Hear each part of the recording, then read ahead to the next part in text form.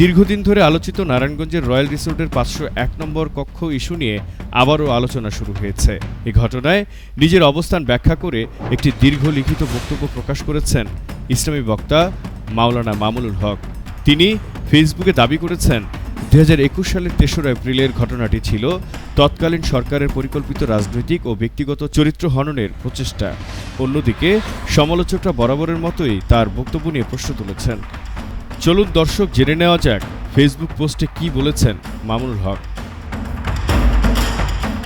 মাওলানা মামুনুল হক তার বক্তব্যে দাবি করেন, 2021 সালের 3রা এপ্রিল নারায়ণগঞ্জের রয়্যাল রিসোর্টে তিনি ও জান্নাতারা নামে এক নারী স্বামী স্ত্রী হিসেবে অবস্থান করছিলেন।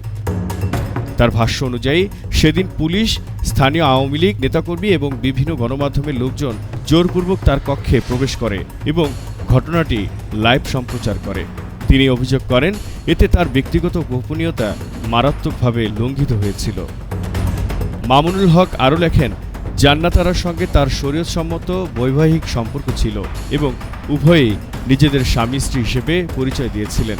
তার দাবি, জান্নাতারা আগে অন্য একজনের স্ত্রী ছিলেন এবং পরবর্তীতে বিবাহ বিচ্ছেদের পর তাদের মধ্যে বিয়ে সম্পন্ন হয়। তিনি আরও বলেন, একাধিক বিয়ের বিষয়টি সামাজিক ও পারিবারিক জটিলতার কারণে কিছু সময় গোপন রাখা হয়েছিল। রিসোর্টে অন্য নামে এন্ট্রি দেওয়া এবং ফোনে ভিন্ন পরিচয় দেওয়ার বিষয়ে ব্যাখ্যা দিয়েছেন মামুনুল হক। তিনি বলেন, জাতীয় পরিচয়পত্রে আগের তথ্য থাকায় এবং পারিবারিক জটিলতা এড়াতে ওই সময় কিছু তথ্য ভিন্নভাবে উপস্থাপন করা হয়েছিল। পুরো বিষয়টা তোমাকে আমি সামনে এসে বলবো। ওই মহিলা যে ছিল সাথে সে শহীদ ইসলাম ভাইয়ের ওয়াইফ, বুঝছো? তো এটা নিয়ে একটা ওখানে অবস্থা এরকম তৈরি হয়ে গেছে যে কথা বলা তারা ওখানে ওরা কি করে ফেলছিল আমাকে, বুঝছো? মামুনুল হক আরও অভিযোগ করে লেখেন, তৎকালীন সরকার, গোয়েন্দা সংস্থা এবং কিছু গণমাধ্যম তার বিরুদ্ধে পরিকল্পিত প্রচারণা চালিয়েছিল।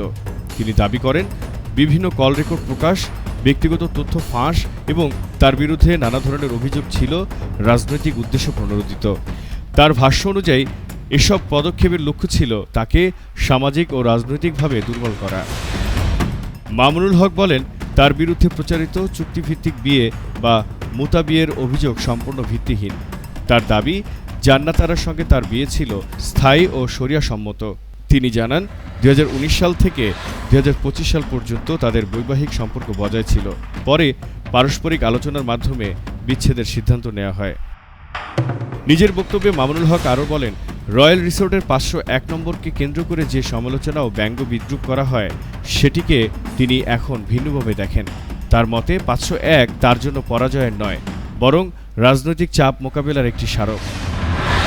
উল্লেখ্য, 2021 সালের রয়্যাল রিসোর্ট ঘটনা বাংলাদেশের রাজনৈতিক ও ধর্মীয় অঙ্গনে ব্যাপক আলোচনার জন্ম দিয়েছিল। সাম্প্রতিক এই দীর্ঘ ব্যাখ্যায় মামুনুল হক নিজের অবস্থান তুলে ধরলেও বিষয়টি নিয়ে জনমত এখনও বিভক্ত। সমর্থকরা তার বক্তব্যকে সত্যের প্রকাশ হিসেবে দেখছেন, আর সমালোচকরা বলছেন বিতর্কের অনেক প্রশ্নের উত্তর এখনও স্পষ্ট নয়। প্রিয় দর্শক, এই বিষয়ে আপনার মতামত কি? কমেন্ট করে তা জানাতে পারেন। ভিডিওটি ভালো লাগলে লাইক, শেয়ার এবং সাবস্ক্রাইব করতে ভুলবেন না। বাংলার জানালায় জহিরুল ইসলাম।